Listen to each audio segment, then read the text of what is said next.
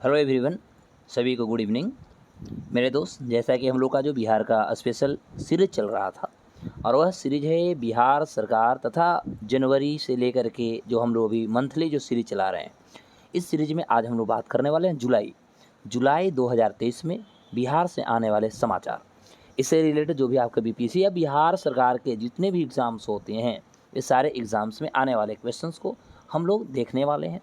अब आपका एग्ज़ाम होगी, एग्ज़ाम से ही पता लगा कितना क्वेश्चन आपका लड़ा।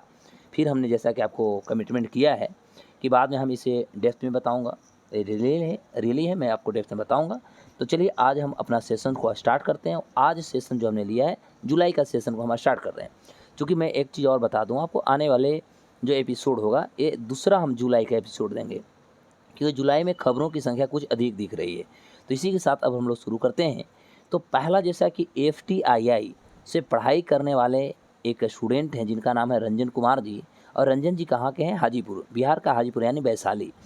उन्होंने एक शॉर्ट फिल्म बनाई है, उसका नाम है चंपारण मटन, और यह ऑस्कर के लिए नामित हो गया है। फिर से ध्यान दीजिएगा, FTII से पढ़ाई किए हैं हाजीपुर यानी वैशाली के रंजन कुमार जी, जिन्होंने एक शॉर्ट मूवी बनाया है। और शॉर्ट मूवी की नाम क्या है? तो उसका नाम है चंपारण मटन, और ये ऑस्कर के द्वारा इसको नामित कर लिया गया है। यह फिल्म जो है भारतीय फिल्म एवं टेलीविज़न संस्थान के द्वारा ये बनाया गया है। और बिहार का यह पहला वजीका फिल्म है। वजीका एक भाषा है, आपको पता होनी चाहिए। और वजीका कहाँ बोली जाती है? वज्जी प्रदेश जो था हमारा बिहार का, और वज्जी प्रदेश का मतलब वैशाली वाला जो क्षेत्र रहा है, वैशाली गणराज्य का जो क्षेत्र रहा है वो वजीका वाला रहा है। तो वहाँ के जो वैशाली हाजीपुर के तरफ के जो लोग हैं, थोड़ा सा समस्तीपुर के इलाका में आप जाइएगा, जैसे आपको समस्तीपुर और हाजीपुर यानी वैशाली का जो बॉर्डर है, वो दोनों इलाका में लोग ज़्यादातर आपको वजीका बोलते हुए नज़र आ जाएंगे। वहीं देखा जाए तो केंद्र सरकार जो है बिहार के पहले प्रस्तावित जो ग्रीनफील्ड 6 लेन हाईवे जो बन रही थी, उसे नेशनल हाईवे घोषित कर दिया है। भारत सरकार द्वारा बिहार के पहले जो प्रस्तावित ग्रीनफील्ड 6 लेन जो बनाए जा रहे थे, उसे नेशनल हाईवे भारत सरकार ने घोषित किया है। ये कहाँ से चलेगा? तो यूपी के बनारस चंदौली होते हुए ये बिहार के चांद चैनपुर, रामपुर, तिलौथी, कुटुम्बा, इमामगंज के बाद झारखंड राज्य क्रॉस करते हुए एक कोलकाता के निकट एक जगह है बगनान, है ना, जो कोलकाता चेन्नई गोल्डन क्वाड्रिलेटरल कहलाता है। यहाँ तक लगभग 386 किलोमीटर लंबा यह ग्रीनफील्ड 6 लाइन वाला होगा, जिसे NH 391B के नाम से जाना जाएगा। ध्यान दीजिएगा, इसे नाम दिया गया है, ये ग्रीनफील्ड 6 लेन हाईवे है, जिसे NH 319 का B इसको नाम दिया गया है। और यह देश का 131वां नेशनल हाईवे होगा। ध्यान देंगे, यह भारत का यदि नेशनल हाईवे की बात करें तो इसकी संख्या 631वां होगा। तो ये बहुत इंपॉर्टेंट है आपके एग्ज़ाम के लिए। आप बहुत कंसंट्रेशन के साथ ये चीज़ों को देखें, क्योंकि ये सारा क्वेश्चन ही आपके एग्ज़ाम के लिए इम्पोर्टेंट होता है। और मैं आप लोगों से गुजारिश करूँगा, लाइक, सब्सक्राइब, शेयर करना ना भूलें और लास्ट तक बने रहें, जिससे कि आप बहुत कुछ सीखेंगे। वो आपको लगेगा जब आप एग्ज़ाम देंगे तो आपको ये फील होगा कि हाँ, हमने कुछ बिहार स्पेशल किया था। बिहार स्पेशल में मैं केवल कर रहा हूँ बिहार से रिलेटेड करंट अफेयर हम एपिसोड लाया हूँ, ऐसा नहीं कि हम बिहार की पूरी बता रहा हूँ, ठीक है। अब देखा जाए तो 2010 में VTR का मतलब होता है वाल्मीकि टाइगर रिजर्व, जो आपको चंपारण में है, नाम सुना होगा। तो 2010 में VTR में 8 बाघ थे, जबकि 2023 में इसकी संख्या जो थी, यह बच्चों की संख्या बढ़कर के 52 से अधिक हो गया है। अर्थात हम कह सकते हैं कि VTR में बाघों की संख्या दिन प्रतिदिन बढ़ रहे हैं। वहीं बिहार में 265 किलोमीटर लंबे 6 नए स्टेट हाईवे का निर्माण करने के लिए एशियन डेवलपमेंट बैंक, जिसका हेडक्वार्टर मनीला फिलीपींस में है, वहाँ से भारत सरकार के बीच लगभग $29 करोड़ के कर्ज लेने की संभावना समझौता हुआ है। चूँकि आप सभी को ये बात पता होनी चाहिए कि भारत सरकार ही किसी भी राज्य के लिए भी वो लोन लेती है और लोन को राज्य सरकार को देती है, क्योंकि राज्य सरकार को यह अधिकार नहीं है कि डायरेक्ट वो विदेश के किसी बैंक या विदेश से वो लोन ले सकती है। क्योंकि रियल यदि हम पॉलिटिकली बात करते हैं तो बिहार हुआ या 28 जो हमारे पास हैं, ये प्रांत होते हैं पॉलिटिकली। और यदि हम राज्य की बात करें तो राजनीति शास्त्र की दृष्टि से हमारा भारत, जिसे केंद्र कहते हैं, जिसे हम यूनियन यानी भारत को संघ कहते हैं, संघ ही हमारा रियल में राज्य तथा केंद्र है। वहीं संजय गांधी जैविक उद्यान, यानी जिसको हम लोग पटना के गांधी मैदान बोलते हैं, ये 50वां स्थापना दिवस से पूरा कर लिया। और इससे नई दिल्ली के जो केंद्रीय चिड़ियाघर है प्राधिकरण, उसके द्वारा 2022 के मूल्यांकन में बड़े चिड़ियाघरों में इसको चौथा स्थान मिला है डियर, ध्यान देंगे। तो पटना के संजय गांधी जैविक उद्यान जो है, जिसे हम गांधी पटना चिड़ियाघर कहते हैं, इसे अभी भारत में चौथा स्थान प्राप्त हो चुका है चिड़ियाघरों में, क्योंकि यह दिल्ली के जो हमारा केंद्रीय चिड़ियाघर प्राधिकरण है, यह 2022 के द्वारा इसको जब निर्धारण किया गया, मूल्यांकन इवेलुएट किया गया, तो ये चौथे स्थान इसको दिया गया है। वहीं उड़ीसा में यदि देखा जाए तो उड़ीसा में माध्यमिक विद्यालय स्तर पर पढ़ाई बीच में छोड़ने वाले जो बच्चे हैं, तो उनको संख्या यानी परसेंट जो है बहुत ज़्यादा बढ़ रही है। उसके बाद मेघालय के स्थान आता है और फिर बिहार का आता है। अर्थात सबसे ज़्यादा ड्रॉप आउट करने वाले जो बिहार भारत में बच्चे हैं, उनका नाम उड़ीसा का सबसे ज़्यादा आ रहा है।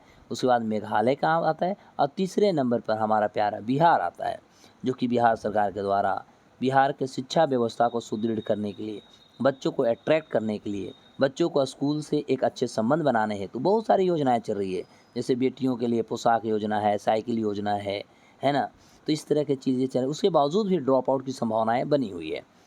यदि बिहार राज्य में बात करें तो मातृ मृत्यु अनुपात, मातृ मृत्यु का मतलब होता है कि प्रसव के समय जो माता होती है, माता की मृत्यु हो जाना, ठीक है। तो मातृ मृत्यु लगातार जब देख रहे हैं तो बिहार में अनुपात इसकी घट रही है। जहाँ पर 2018 में देखिएगा तो यह अनुपात 165 था, तो 2019 में हम देखते हैं तो 149 पे आ गया, 65 से 49 आ गया। मतलब देख सकते हैं लगभग, है ना, लगभग 16 इसमें घटता है। वहीं 2023 में देखा जाए तो SRS की सांख्यिकी रिपोर्ट में बताया गया है कि यह घट के 130 तक पहुँच चुका है।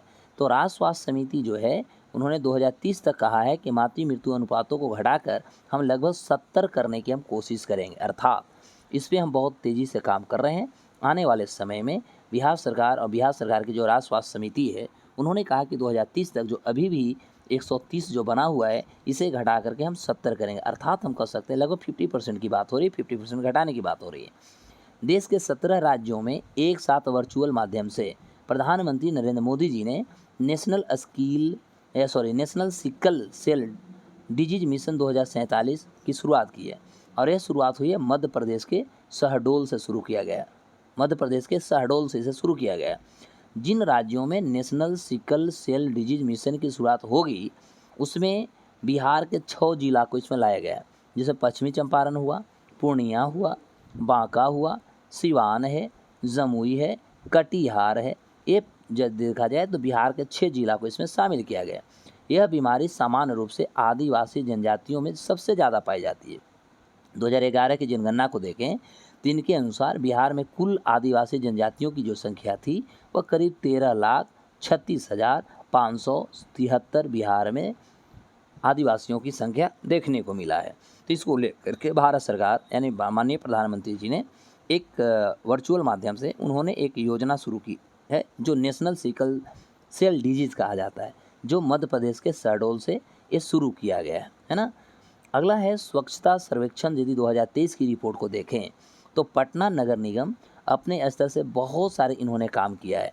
इस बार स्वच्छता सर्वे में खास बात यह हुआ कि लगभग 7500 के बजाय यानी 7500 के बजाय 75 यानी यहाँ पर 7.5 होना चाहिए, गलती से टाइपिंग हो गई है। तो 7500 के बजाय यानी 7.5 के बजाय 9.50 अंकों का निर्धारण शहरों की रैंकिंग देने के लिए किया गया है। सबसे महत्वपूर्ण बात ये होती है कि इसमें 1800 अंक कचरा निस्तारण प्रबंधन पर रखा गया है। वहीं सर्वेक्षण में 4 चरणों पर किया गया।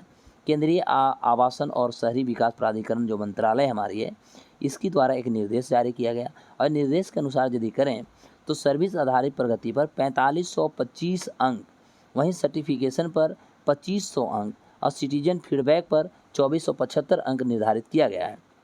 और नगर निगम कचरा निस्तारण की लेकर इस बार यदि देखा जाए तो विशेष ध्यान देते हुए शहर के सभी वार्डों से गीला, सूखा और हानिकारक जो कचरे होते हैं, है ना, इसको अलग उठाव करने के लिए सिस्टम को पूर्ण रूप से इसको तैयार किया गया है। तो ओवरऑल यदि देखा जाए तो आने वाले जो हमारे एग्ज़ाम में बीपीएससी में होंगे, ये सभी गतिविधियों को देखते हुए हम आपको ऐसे एक एपिसोड लेके आए हैं जिसमें आपको एग्ज़ाम में बेहतरीन आपकी रिजल्ट होगी और बेहतरीन आप इस पे काम करेंगे और आपको लगेगा कि हाँ हमारी कुछ तैयार हुई है। तो मैं आप लोगों से गुजारिश करूँगा कि आप इस चैनल को सब्सक्राइब, शेयर करना ना भूलें, आगे बढ़ाएं और आपको लगातार इस तरह के एपिसोड मिलते रहेंगे। फिर मिलेंगे, इसे और आगे बढ़ाएंगे क्योंकि जुलाई में हमने आगे बताया कि जुलाई में बहुत सारे हमें बताना है। तो अगले एपिसोड में हम जुलाई सेशन को ख़त्म करेंगे। तब तक के लिए नमस्कार, बाय बाय, जय हिंद।